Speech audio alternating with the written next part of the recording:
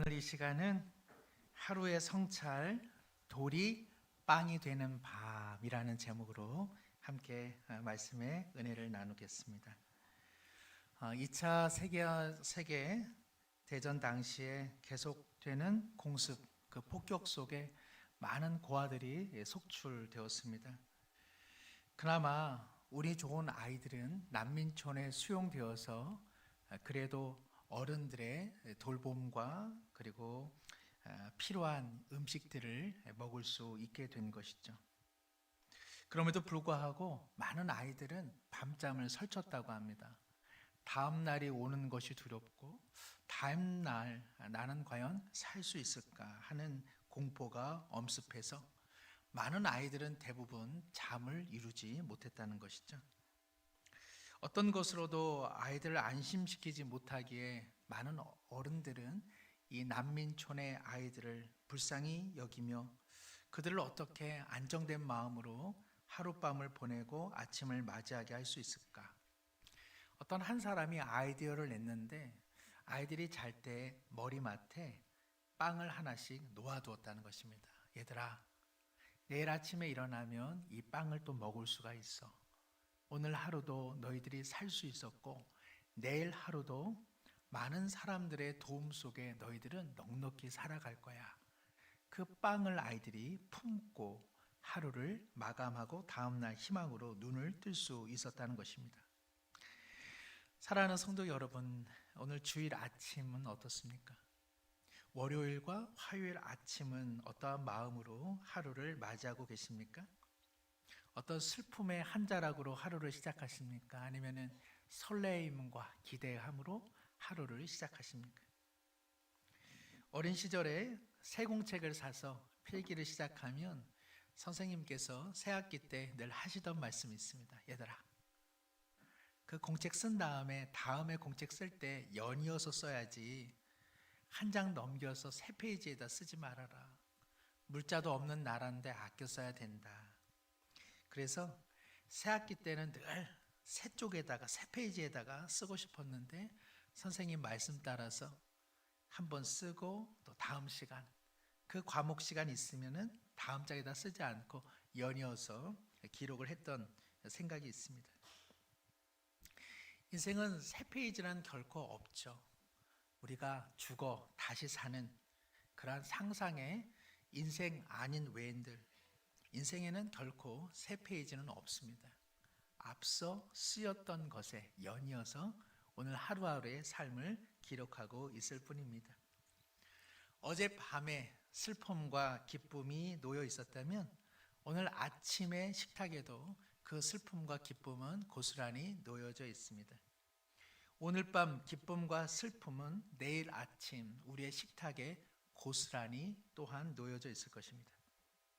하루를 어떻게 시작하는가는 전날을 어떻게 마무리했는가와 전혀 무관하지 않은 것이죠.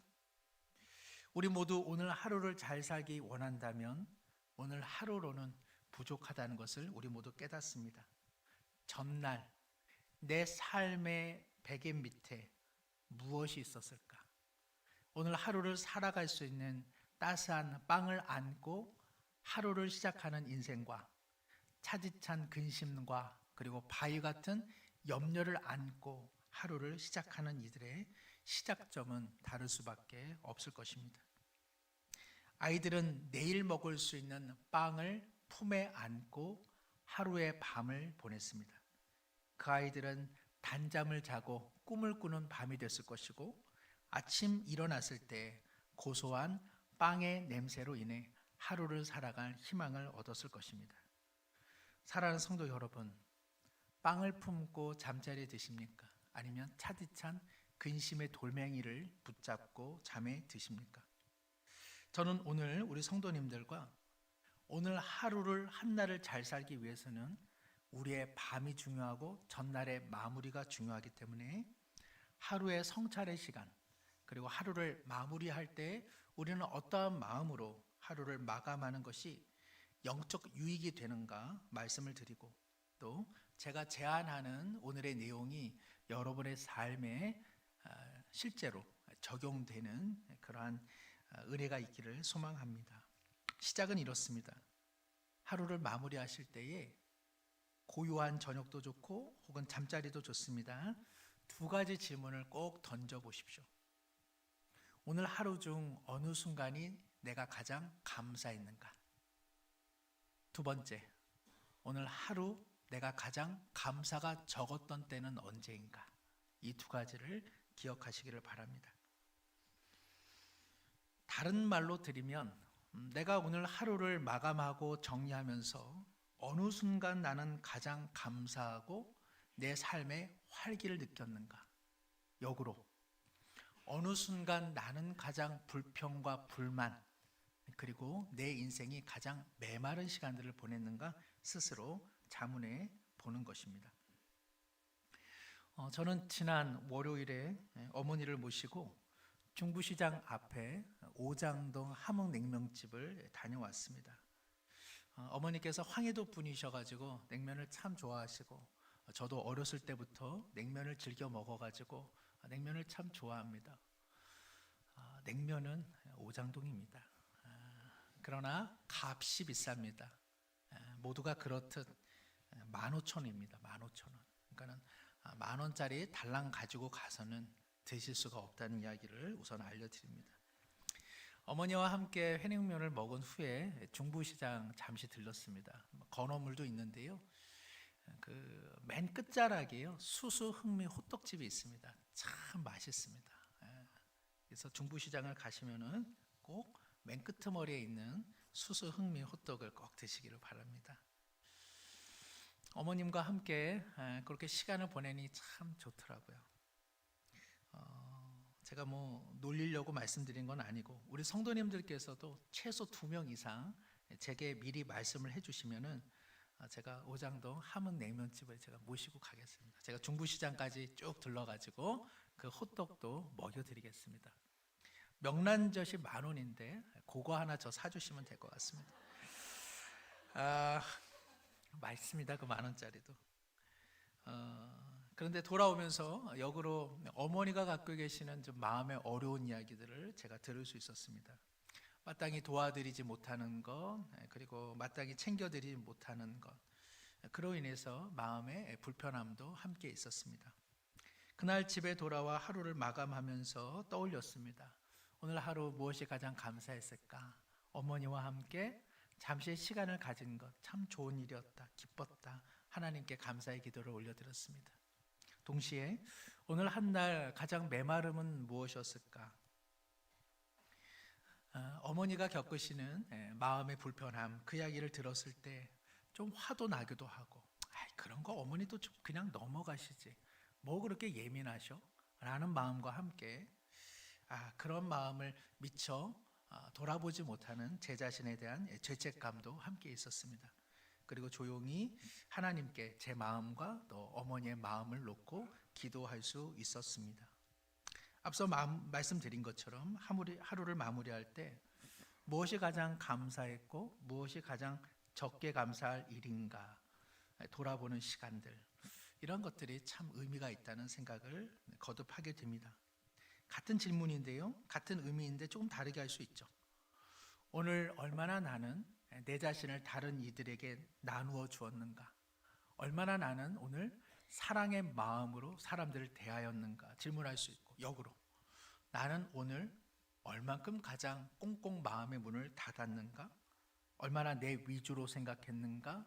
얼마나 다른 사람에게 가장 불친절했던 순간은 언제였는가? 이렇게 질문할 수도 있습니다. 혹은 오늘 하루를 보내면서 하나님의 동행과 임재하심을 나는 어느 순간에 가장 느꼈는가? 역으로 하나님이 계심에도 불구하고 나는 어느 순간 가장 고립되고 외로움을 느꼈는가? 스스로 성찰하는 것, 참 큰 유익이 있습니다. 첫 번째, 그 유익을 좀 말씀드리는데, 하나님의 친밀함을 여러분이 누릴 수 있습니다. 그런 분은 안 계시겠습니다만은 정말 여기서 예배 드리시고 나가시면서 참 하나님, 하여튼 다음 주에도 뵙도록 하겠습니다. 하여튼 그간 건강하시고 또 만수무강하시다가 저도 뭐 저대로 잘 살다가 또 오겠습니다. 하여튼 우리 하나님께서도 교회에 좀 잘 계시다가 또 다음 주에 뵙죠. 이렇게 신앙생활 하는 분들은 아무도 안 계실 것입니다. 하나님은 매일매일 우리와 함께 하십니다. 이것을 어떻게 누리느냐 하는 것이죠. 저도 그렇지만 많은 기독교인들은 완벽주의적 성향을 갖고 있지 않나 그런 생각을 갖습니다. 하나님의 은혜가 크면 클수록 그 은혜에 보답하지 않는 내 자신. 그래서 우리가 하나님 앞에 나가면 문득 드는 생각이 부끄럽다, 죄가 많다, 밀려오는 이 정죄감과 죄책감이 늘 우리 신앙에 상당한 기반을 이루고 있다는 것이죠. 저희 가정이 어떠한 이유로 남이 키우다가 만 강아지를 지금 한 마리 키우고 있습니다. 제가 들어가면 너무 요란스럽게 그렇게 컹컹 짖고 좋아가지고 주인님 오셨다, 간식 내놔라, 이게 보기 싫어가지고 제가 일단은 주걱을 듭니다. 그리고 누가 그랬어 그 말을 합니다. 이게 누가 그랬어라고 하는 말은 휴지통과 변기통을 몇 번 이렇게 엎었을 때 제가 누가 그랬어, 이거 누가 시켰어, 네가 그랬어, 이 말을 하면서 제가 구두 주걱으로 몇 대 때린 적이 있기 때문에 이 강아지가 딱 인식이 되어 있습니다. 그래서 제가 구두 주걱을 들고 누가 그랬어 그러면은 바로 계집으로 들어갑니다. 그러니까 이 강아지를 이렇게 제가 이렇게 기를 때 제일 편한 방법이 이제 개의 죄책감을 유발하는 거죠.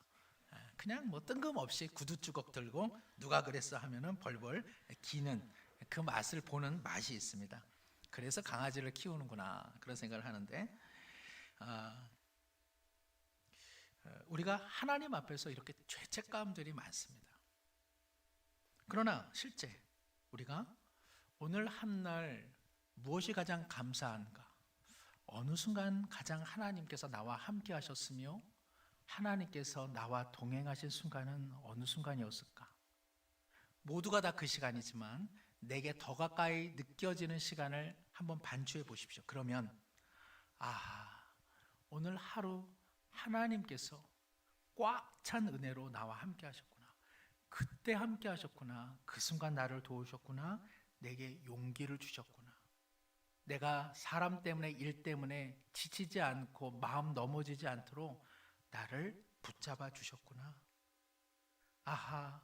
내가 못났는데 그 못난 자리 속에서도 하나님 내 편이 되어 주셨구나.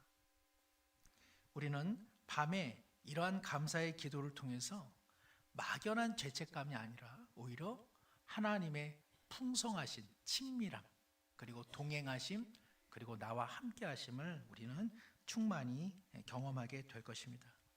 이것이 있는 사람은 제가 느끼기에는요, 밤에 잠을 조금 더 잘 주무실 겁니다. 밤에 잠이 안 오시는 분들이 많으시잖아요. 한번 생각해 보십시오. 오늘 한 날 무엇이 가장 감사하며 무엇이 하나님께서 내게 더 가까이 오신 순간이었는지를 한번 헤아려 보신다면 좋은 잠을 주무시지 않을까, 그런 기대감을 갖게 됩니다. 두 번째는요, 스스로에게 언제 가장 감사가 적었는가, 즉 메마른 시간은 언제였는가, 이것을 성찰하면 나를 발견할 수가 있습니다. 어떤 나를 발견하게 될까요? 내가 참 부서지기 쉽고 내가 참 연약하고 취약한 존재라는 사실을 우리 모두 보게 될 것입니다. 우리 교회에 또 새벽 기도를 열심히 드리십니다. 너무 귀한 거룩한 습관이라 생각합니다.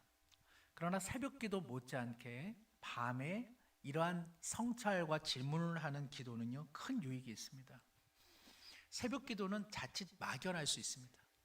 비몽사몽간에 아직 덜 깬 잠 속에 막연한 기도, 또 막연한 바람이 대부분 기도를 이룰 때가 많이 있죠. 그러나 하루를 성찰하는 기도는 어떤 유익이 있느냐? 실제적으로 일어난 일들을 기반으로 해서 하루를 돌아보기 때문에 구체성이 있습니다. 앞서 말씀드린 것처럼 감사한 인생을 살게 하소서라는 기도도 의미가 있지만, 실제로 일어난 하루의 삶을 배경으로 오늘 내가 감사한 것이 무엇인가, 가장 감사할 것이 무엇이었는가 생각하면 실제적이고 구체적인 일들이 내게 다가오기 때문에 그렇습니다. 하나님 아버지, 나의 마음 아픔도 치유하여 주옵소서. 막연할 수 있는 이러한 기도도 실제로 오늘 한 날 내가 가장 메마른 시간은 무엇이었는가? 가장 힘든 때는 무엇이었지? 내가 뭐 때문에 이렇게 그 순간 분노하고 좌절했지? 내가 왜 그 사람에게 마음의 문을 열지 못했지? 왜 내가 그 일을 늘 하는 일인데도 오늘 이렇게 피곤했지? 라는 것을 스스로 성찰하면서 아하, 내가 이러한 일을 할 때는 내가 예민해지는구나. 내가 이런 사람과는 상당히 안 맞는구나. 내가 이런 사람과 마주하면 그 사람 앞에서 내가 하고자 하는 말을 하지 못하고 마음이 억압당하는구나. 뒤돌아서서 그 사람을 향해 흉을 보는구나. 우리 자신의 취약성과 우리 자신의 모자름, 그것을 우리가 직면할 수 있게 된다는 것입니다. 그리고 이렇게 자신의 메마름을 돌아보는 유익 중에 하나는 다만 내가 부족하고 내가 약하다, 그것을 넘어서서 아하, 내가 이런 사람과 마주할 때는 내 마음이 이렇게 취약하니까 내가 좀 더 마음을 조금 단단히 해야겠다. 혹은 내가 이러한 일, 이러한 상황을 접하게 되면 내 마음이 건조해지고 내 마음이 힘들어하니 그때마다 더욱 주님의 도우심을 구해야겠다라고 하는 지혜와 그리고 하루의 삶에 대한 대비가 일어날 수 있다는 것입니다. 어떤 한 분의 이야기입니다. 직장생활 하는데 한 주간 무엇이 가장 좀 어려웠습니까? 라는 질문에 대해 이분이 말하기를, 직장 상사가 어떤 일을 시켜놓고 그 빼놓으라고 했던 것을 빼놓지 않아서 자기가 오히려 윗사람에게 질책을 받았다. 그러니 앞으로 일을 똑바로 하라, 그런 그 책망을 받았다는 이야기죠. 일을 한 사람은 직장 상사가 자기에게 그 내용을 전해주지를 않았는데 전해준 것처럼 하여 자신을 꾸중하니까 영 기분이 나쁜 건데, 이렇게 잠시 돌아보니까 그 직장이라고 하는 것이 하나님께서 열어주신 삶의 귀한 자리이면서 동시에 앞으로도 이렇게 의사소통에 어려움이 많을 텐데 하나님께 어떻게 하면 좋을지 다시 기도하고 지혜를 구하게 된다고 이야기를 하는 것을 들었습니다. 나의 메마름 시간, 나의 감사가 적은 시간, 내가 힘겨워했던 오늘 하루의 순간순간들을 기억한다는 것은 나는 이렇게 못났지, 나는 왜 이 정도밖에 되지 않아, 나는 왜 이렇게 부족한 사람이야 라고 하는 자기 죄책의 시간이 아니라, 그래, 그러면 나는 어떻게 해야 될까? 그런 사람을 만날 때 하나님, 저는 어떻게 하면 좋겠습니까? 저는 이런 일을 할 때는 의욕이 꺾이고 예민해지는데 그러면 하나님, 저 어떻게 하면 좋겠어요? 구체적인 도움을 구할 수 있는 기도의 시간이 될 수 있다는 것입니다. 그러한 기도를 드리고 나면 우리의 밤에 작은 빵 하나가 마련되어서 내일 혹은 앞으로 그와 유사한 일 혹은 그와 유사한 사람을 만났을 때 내가 어떻게 대비하며 하나님의 도우심을 어떻게 구할 수 있을까, 그것을 미리미리 확인해 볼 수 있다는 것이죠. 세 번째요, 이렇게 성찰의 기도를 드리면 또 하나 하나님의 뜻을 아는 분별력이 생깁니다. 우리는 하나님의 뜻이 무엇일까, 하나님께서 나를 과연 인도하시는가, 내 삶에 과연 관심이 있는가, 그렇게 우리는 이야기를 합니다. 실제로 우리는 말은 그렇게 하지만 실제로 하나님의 뜻이 그러면 내 삶에 얼만큼 이렇게 간섭이 되고 인도하시는지, 실제로 얼마나 그렇게 주의 깊게 하나님의 뜻을 알려고 하십니까? 우리는 대부분 하나님의 뜻을 알고 싶어 하지만 하나님의 뜻이 우리의 삶을 어떻게 지배하고 인도하시는지에 대해서는 크게 예민한 반응을 보이지 않으면서 그냥 하루를 그냥 무감하게 살아가는 때가 얼마나 많습니까? 하루하루를 한번 돌아보십시오. 그러면 그 속에서 하나님께서 어떠한 방향으로 지금 내 삶을 간섭하시고 인도하시는지를 여러분은 희미하지만 그 하나하나가 축적되어서 아하, 앞으로 하나님께서 이 일을 위해 오늘 나를 이렇게 준비시키고 계시는구나, 오늘 내 주변에 있는 사람들을 섬기며 그들과 마주하는 데는 어떠한 의미가 있는 거구나, 그것을 우리는 반드시 발견하게 될 것입니다. 요셉을 생각해 보십시오. 요셉의 삶에 일어났던 매 순간은 이왕 요셉이 애굽의 총리가 된 이후 바라보건대 무의미한 시간들이 하나도 없었습니다. 그것은 고통의 시간이었고 그것은 망각의 시간이었는지는 몰라도 그 모든 순간순간에 하나님의 간섭과 계획이 있었음을 요셉이 추후에 깨닫게 됩니다. 오늘 우리의 삶을 매일매일 한번 반추해 보십시오. 내가 맞닥뜨렸던 일, 내가 마주한 사람들, 내게 예기치 않게 일어났던 어떠한 일들이 어떠한 의미를 갖고 하나님께서 그 하나하나를 모아서 오늘과 내일의 삶을 인도하고 계심을 우리 모두는 반드시 알게 될 것입니다. 하나님의 뜻을 아는 분별력은 다만 기도를 많이 하시거나 다만 성경을 많이 읽어서 그렇게 알게 되는 것이 아닙니다. 하나님의 뜻은요, 기본적으로 성경을 통해서 계시되고 그리고 자연 만물을 통해서 계시됩니다. 그러나 나를 향한 하나님의 뜻은 우리의 삶을 통해서 또한 계시가 되어집니다. 그것을 그러면 어떻게 알 수 있느냐? 그것은 하루하루 하나님께서 어떻게 나를 인도하고 계신가를 끊임없이 반추하지 않는 한 하나님의 뜻을 알기는 어렵습니다. 하나님은 기록된 성경의 말씀을 통해 계시합니다. 그리고 자연 만물을 통해 계시합니다. 그리고 우리의 삶을 통해 계시하고 있습니다. 이렇게 자신의 삶을 돌아보는 이들은 하나님의 뜻 가운데 있음을 깨닫는 데 반해서 신앙생활에 있어서 하루를 돌아보지 않는 인생은 대부분 그냥 자기 생각대로 사는 경우가 많은 것이 바로 여기에 있습니다. 그리고 또 이렇게 하루하루의 메마른 시간들을 계속적으로 살펴보면 한 가지 치유가 일어나는데 그것은 무엇이냐면 반복적인 어떤 패턴들이 있다는 것을 알게 되실 겁니다. 내가 참 잘 사는데 어떤 사람과 마주하면 꼭 마음이 언짢아지더라. 내가 꼭 어떤 사람과 만나면 나 평소에는 겸손한 사람인데 그 사람 앞에서는 그렇게 자랑을 하고 내가 너보다 나은 사람이야 라고 말하려는 경향성이 있더라. 내가 이상하게 어떤 사람과 마주하면 이렇게 더 잘해주려 하더라. 사랑하는 것이죠. 내가 어떤 일을 하면 어떤 일은 의욕적으로 하는데 어떤 일은 해도 지치고 그리고 보람이 없더라. 이러한 일련의 패턴들을 다시 한번 확인함으로써 아하, 내 마음에 오래된 상처가 있구나. 내가 어떤 유형의 사람을 만나면 내 안에 어떠한 좌절이나 실망감이 툭툭 튀어나오는구나. 내가 보통의 일들은 넉넉히 감당하는데 어떤 일과 직면하면 참 힘들어하는구나. 이를 통해서 나와 어울리지 않는 사람들이 있다는 것, 그리고 내가 조심해야 될 사람이 있다는 것, 그리고 내가 좋아하는 일이 있다는 것, 그리고 나와는 맞지 않다는 일이 있다는 것, 이런 것들도 발견하게 될 것입니다. 그리고 내 속에 있는 깊은 어둠, 내 속에 있는 그림자와도 직면하여 하나님의 치유하시는 손길을 우리는 구체적으로 기도할 수 있습니다. 하루를 성찰하는 기도가 갖고 있는 힘은 무엇이냐? 그것은 실제 일어난 일들을 돌아보기 때문에 기도가 여러분 구체적입니다. 우리의 기도는 얼마나 추상적입니까? 대부분 다 추상적이잖아요. 그렇죠?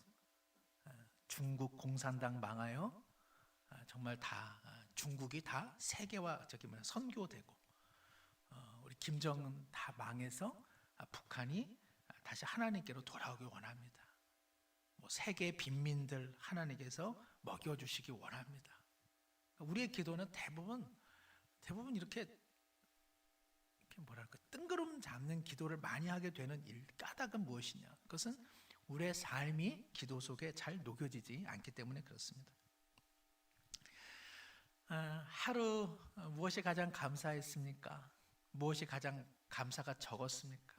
오늘 하루 무엇이 가장 최고였습니까? 오늘 하루 무엇이 가장 최악이었습니까? 오늘 하루 하나님의 은혜를 어디서 누렸습니까? 오늘 하루 하나님이 없는 듯 나 혼자 있는 듯 소속 고립감을 느꼈던 적은 언제입니까? 이런 질문들을 우리 가족들과 함께 한다면 우리는 가족에 대한 좀 더 나은 이해를 갖게 될 것입니다. 제가 한번 우리 아이들에게 한번 물었습니다. 오늘 하루 뭐가 가장 기뻤어? 오늘 하루 뭐가 가장 슬펐어? 우리 그 막내 아들이 그러더라고요. 뭐 좋은 일은 잘 얘기 안 하고요. 오늘 유치원에서 킹 받는 일이 있었어요. 킹을 봐도 그게 뭐냐? 그랬더니 애엄마가 가장 열받는 일을 요즘은 킹 받는 일이라 그렇게 이야기하더라고요. 그래서 친구랑 노는데 양보하지 않아서 오늘 되게 킹 받았어요 그러더라고요. 좋은 질문이라 생각합니다. 매일 그럴 수 없습니다. 한 주에 한 번이라도 식탁에 우리 그 자녀들 혹은 가족들, 배우자 한번 함께 가볍게 질문할 수 있습니다. 이번 한 주 가장 감사한 일은 뭐가 있었습니까? 이번 한 주 감사하기 어려웠던 일은 뭐야? 라는 질문들, 그 일을 통해서 우리는 가족의 마음들을 조금 더 읽어낼 수 있는 것이죠. 제가 아주 오래전에 대학 시절에 연천에 놀러 갔는데 딱 텐트를 치고 고기 구워 먹고 이제 다 잠자리에 들었습니다.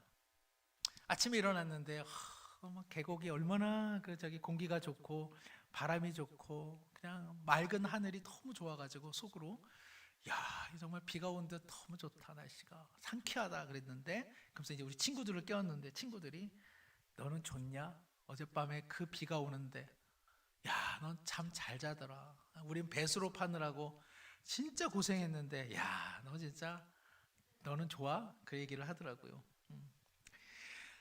우리는 이러한 그런 그 이야기들을 통해서 혹시 나만 너무 행복에 빠져 있는 것은 아닌지, 가족 중에 누구는 소가리를 하고 있는데, 우리 자녀들이 마음 아픈 일들이 있는데 너무 내 문제에만 빠져 있었던 것은 아닌지 우리는 돌아볼 수 있습니다.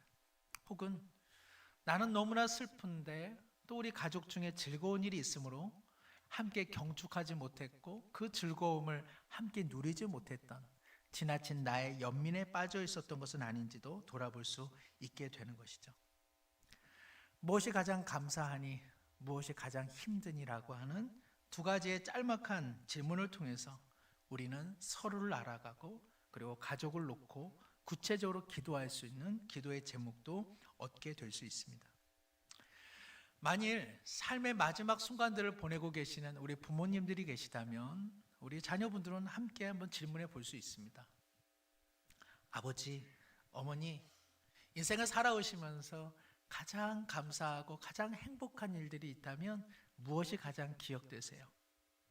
역으로 사랑하는 아버지, 어머니, 인생 가운데 가장 힘들었던 순간, 그리고 가장 아쉬운 순간은 무엇이 있습니까? 라는 이러한 대답들을 만나실 때마다 한다면 우리는 감사함으로 인해 함께 기뻐할 수 있고, 그리고 삶의 아쉬운 부분에 대해 그러면 부모님의 남은 여생 동안 그 짐을 덜어드릴 수 있는 방법은 무엇일까? 우리 모두는 좀 더 생각할 수 있는 기회를 얻게 됩니다. 이제 말씀을 정리하면서 가장 중요한 한 가지 내용을 첨언하고자 하는데, 그것은 내가 가장 감사한 일은 무엇인가를 돌아보고, 그리고 오늘 하루 가장 메마른 시간은 무엇이었는가를 돌아볼 때에 그것이 다만 자기 성찰과 생각에만 그쳐서는 안 된다는 것입니다. 오늘 하나님께서 나와 어떤 순간에 가장 함께 하셨는가 떠오른다면 그 순간을 그대로 누구에게로 가져갑니까? 하나님께로 가져가서 하나님께 찬양과 경배와 감사를 올려드리는 것이죠. 나의 메마름과 나의 고통과 나의 슬픔과 나의 죄와 나의 허물이 인식될 때 나는 왜 이렇게 못났지? 나는 왜 이렇게 하나님이 은혜를 주셔도 이 모양으로 살지? 이렇게 좌절하는 것은 그리스도의 은혜 안에서 성찰하는 의미가 될 수 없습니다. 나 이렇게 못난 것, 나 이렇게 부족한 것을 하나님께로 가져가셔서 주님의 도우심을 구하면 되는 것입니다. 주님께서 우리를 정죄하지 않으십니다. 못났지, 그래 잘못했어. 그러나 그때도 나는 너와 함께하며 지금도 함께한다. 나는 너를 믿고 있어. 오늘이 너의 삶의 마지막 날이 아니다. 내일이 있으며 그 다음 날도 있어. 하나님께서는 우리의 메마른 시간, 그 메마른 마음을 만져주시면서 그리고 또한 우리를 세우시는 새로운 빵을 준비해 주고 계시기 때문에 그렇습니다. 오늘 시편 말씀, 주님의 노여움은 잠깐이요 주님의 은총은 평생이로다. 저녁에는 하루의 근심과 울음이 있다 할지라도 다가오는 아침에는 기쁨이 있을 것이라 말씀하고 계십니다.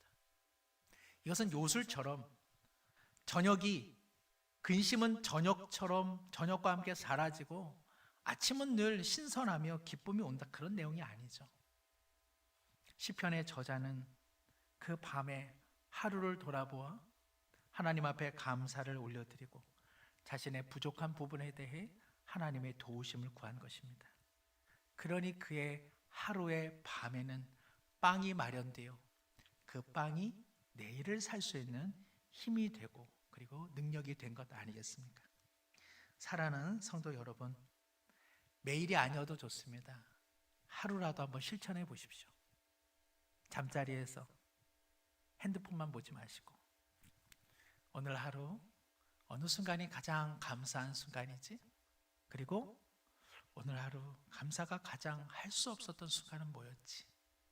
그 모든 시간 속에서 우리 하나님이 함께 하셔서 우리는 차디찬 돌멩이가 아니라 하나님께서 내일을 살아갈 수 있는 따스한 빵과 같은 은혜로 우리를 잠들게 하시고 설레는 아침으로 우리를 깨워 주실 것입니다. 기도하겠습니다. 그의 노염은 잠깐이요 그의 은총은 평생이로다. 저녁에는 울음이 깃들일지라도 아침에는 기쁨이 오리로다. 하나님 아버지, 우리 모두 고단한 인생을 살아가고 있습니다. 그러나 하나님의 은혜가 차고 넘침에도 불구하고 늘 불평과 불만 그리고 세상에 대한 비난, 죄책감으로 하루를 마감할 때가 얼마나 많이 있습니까? 차디찬 돌멩이를 안고 잠에 이르는 이 아무도 없게 하여 주옵소서.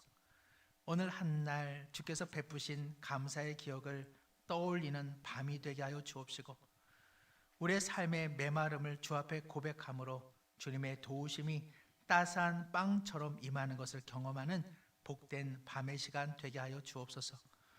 저녁에는 울음이 있었을지라도 다가오는 아침에는 기쁨이 있나니 우리 주님의 성실하심과 신실하심으로 우리의 한날과 한 주를 지켜주시고 보호하여 주옵소서. 예수님의 이름으로 기도드리옵나이다. 아멘.